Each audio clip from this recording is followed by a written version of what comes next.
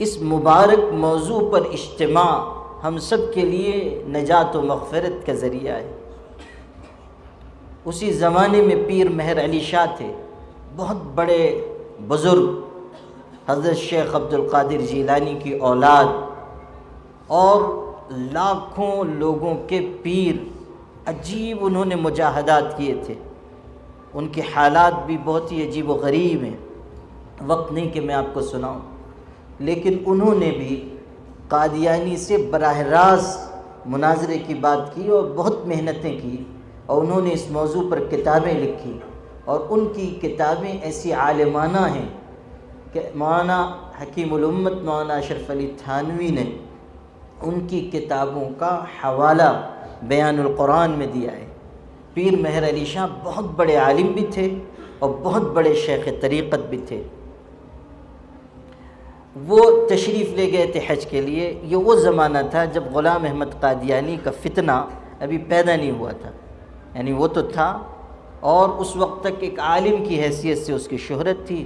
کتابیں لکھتا تھا، تقریریں کرتا تھا، اس لحاظ سے اس کی شہرت تھی، لیکن اس نے کوئی دعویٰ نہیں کیا تھا۔ پیر مہر علی شاہ چونکہ بہت نیک اور متقی شخص تھے، ان کے ذہن میں یہ بات تھی کہ میں حج کے لیے جا رہا ہوں، اب وہاں مدینہ منورہ میں رہ جاؤں گا تاکہ میرا انتقال مدینہ پاک میں ہو، وہیں زندگی گزاروں گا۔ چنانچہ تشریف لے گئے۔ حج کے بعد مدینہ منورہ میں لمبا ان کا قیام ہوا اور روضہ اطہر پر حاضر ہوتے تھے۔ اسی زمانے میں جب کہ وہ یہ ارادہ کر چکے تھے کہ مجھ کو مدینہ پاک میں رہنا ہے، ایک دن حضور پاک صلی اللہ علیہ وسلم کی خواب میں یا مکاشفے میں زیارت ہوئی۔ حضور نے ان سے فرمایا کہ مہر علی، تم واپس ہندوستان جاؤ، وہاں تمہاری ضرورت ہے،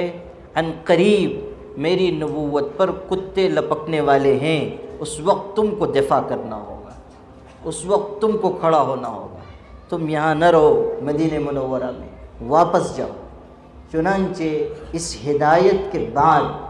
وہ واپس تشریف لائے، اور پھر جب قادیانیت کا فتنہ پیدا ہوا تو جن لوگوں نے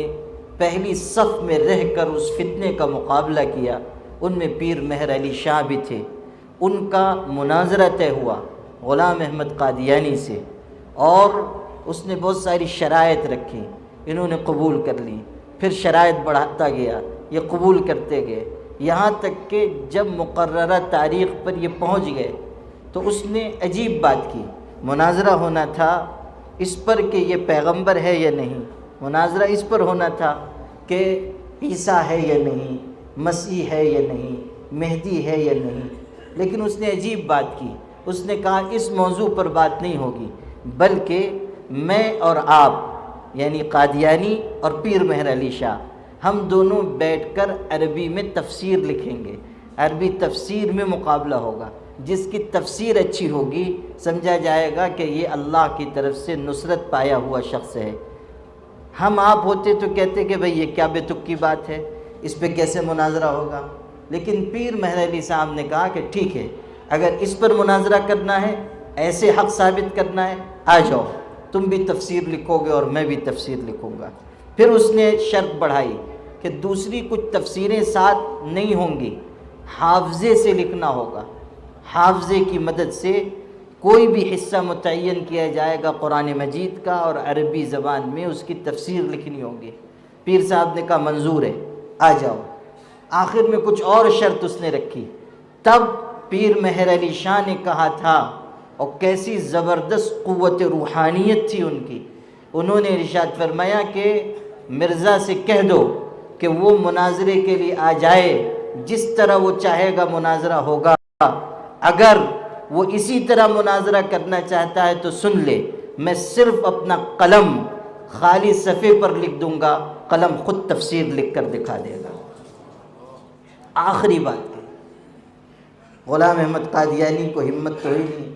ظاہر ہے کہ عربی میں تفسیر لکھنا حضرت کے بس کی بات تو تھی نہیں، تو وہ مقابلے سے فرار ہو گیا، اور پھر حضرت کا وعظ ہوا اور بہت سارے قادیانی مسلمان ہوئے، اللہ تعالیٰ نے ان کے ذریعے ہدایت کو عام فرمایا۔